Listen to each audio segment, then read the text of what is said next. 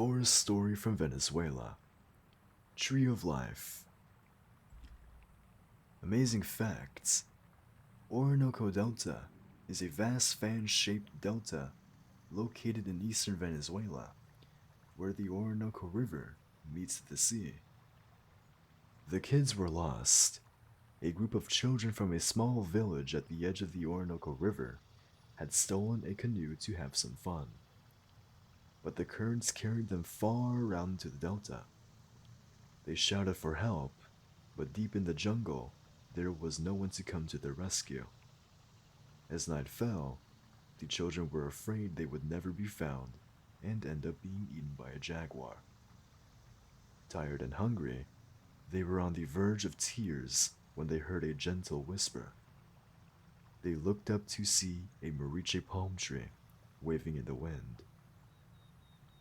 The palm offered the children its fruit. With food in their stomach, the children gained strength to look around. The moriche palm introduced them to other members of the forest, and soon the children had many friends.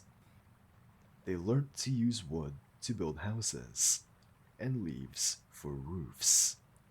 They found places to find food and water, herbs for medicine, and even ways to dress up and decorate themselves. Many years later, a group of adventurers canoeing down the river were surprised to see a small settlement on a forested island deep in the jungles.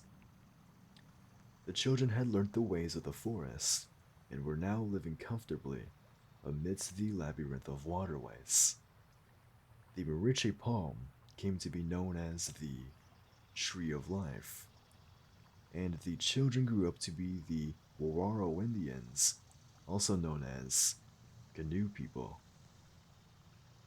Moral of the story: when in trouble, look to nature for answers.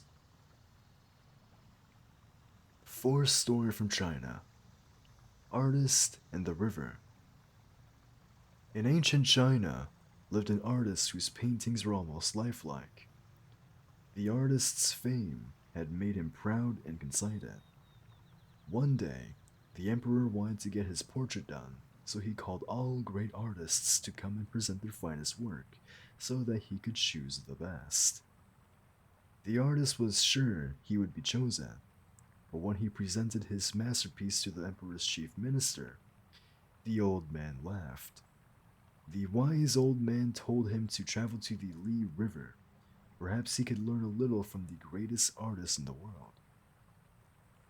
Reduced to tears with anger and curiosity, the artist packed his bags and left to find out this mysterious master. When he asked the villagers on the banks of the river for the whereabouts of the legendary artist, they smiled and pointed down the river. The next morning, he hired a boat and set out to find the illustrious painter. As the small boat moved gently along the river, he was speechless by myriad mountains being silently reflected in the water.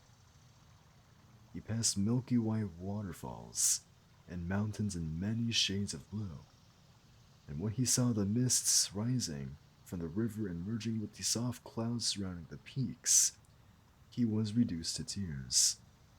The artist was finally humbled by the greatest artist on earth, Mother Nature. Moral of the story: we have a lot to learn from nature, the most important thing being humility. Forest story from Africa. The Bushmen. Amazing facts: the Bushmen are one of the oldest inhabitants of Africa and have lived in the Kalahari Desert for over 20,000 years. A long, long time ago, the Creator was distributing the lands on the earth amongst various races. Some people got beautiful regions with plenty of sunshine and rain. Some were lucky to get big rivers flowing through the lands which were fertile for growing food. A few of them got thick forests rich with animals and birds. One by one, the races came to the Creator and went back happily to live in the land given to them. Only a tiny group of people were left. When the Creator looked onto Earth, he only found a vast stretch of sandy desert left. It was a terrain that was very harsh to live in, with many difficulties. The Creator told the people that while all he could offer them was a life in the desert and the bush, he was going to give them a special gift. He would give them purity of heart and the joy of friendship. The people, now known as the Bushmen, were happy with the offer and learnt to live and love the land they call home. Many other races have not been able to survive in much better climates and regions, but the Bushmen have continued to live in the Kalahari for thousands of years. Moral of the story: if you have good friends, the harshest of places can become bearable. Forest story from Australia: Three Sisters. The Three Sisters is a rock formation in the Blue Mountains of New South Wales, Australia. They are close to the town of Katoomba and are one of the Blue Mountains' best known sites, towering above the Jameson Valley. Their names are Meanie, Wimla, and Gunidu. Long ago in the Blue Mountains, three Aboriginal sisters, Meanie, Wimla, and Gunidu, lived with their father, a witch doctor named Tiawan. In the same forest lived a gigantic creature that was feared by all. He was the Bunyip. Tiawan, who knew where he lived, would leave his daughters on the cliff behind a rocky wall, where they would be safe while he would collect food. One day, waving goodbye to his daughters, he descended the cliff steps. On the top of the cliff, a big lizard suddenly appeared and frightened Meanie. She picked up a stone and threw it at the lizard. The stone rolled away over the cliff and crashed into the valley below. Suddenly, the rocks behind the three sisters split open, leaving the sisters on a thin ledge. There was a deep rumble from below, and the angry Bunyip emerged from his sleep. He looked up to see who had rudely awakened him, and there perched on the thin ledge, he saw the sisters cowering in fear. Furiously, he lurched towards them. In the valley, Tiawan heard the cry and looked up to see that the Bunyip had almost reached his daughters. Frantically, the witch doctor pointed his magic bone at the girls and turned them into stone. They would be safe there until the Bunyip was gone, and then Tiawan would return them to their former selves. The Bunyip was even more angry when he saw what happened, and he turned on Tiawan and began to chase him. Running away, Tiawan found himself trapped against a rock, which he could neither climb nor go around. He quickly changed into a lyrebird and disappeared into a small cave. Everyone was safe, but Tiawan had dropped his magic bone. The Bunyip returned angrily to his hole. Tiawan crept out of the cave in search for the bone, and is still seeking it, while the three sisters stand silently waiting, hoping he will find the bone and turn them back to their former selves. You can see the three sisters today from Echo Point, and in the valley you can hear Tiawan, the lyrebird, calling them as he searches for his lost magic bone. Moral of the story: the forests are beautiful, but you must always be careful to know what creatures live there. Forest story from Mexico: Ants and the Bear. An ant was on its way to collect food when it came across a black bear cub who was crying. Curious, the ant climbed up the bear cub and asked him why he was crying. The cub told her that he had fallen into the ditch and was unable to get out.